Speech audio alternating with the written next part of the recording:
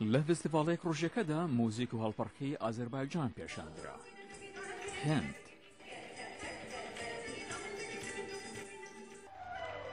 گەلی وێگر لە ڕۆژاوای چین،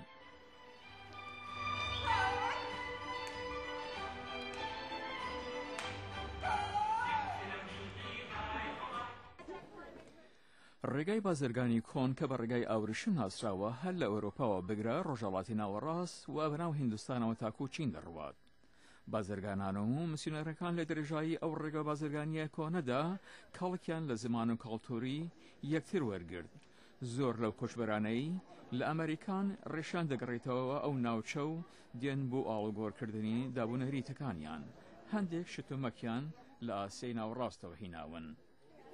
کامرانە دوراغی کە ئیرانی ئەمریکاییە پەرتوک لەسەر بناغی ئەفسانەکانی ئیرانی بڵاو دەکاتەوە.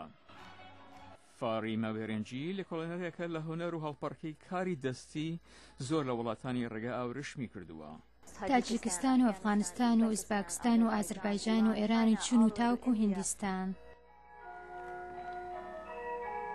یەک هەڵپەڕکێکی مۆدرن کەڵتوری تێکەڵاو پێشان دەدات.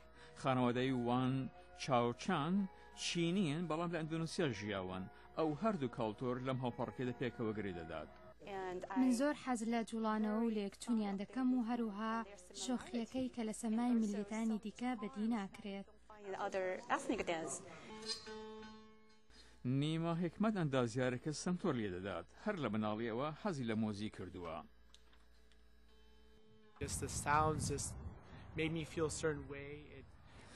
دەنگەکە وای کرد هەستێکی تایبەتیم هەبێت. زۆرش کاری تێکردم و هەر لەبەرەوە بریارمدا سنتۆر بژانم.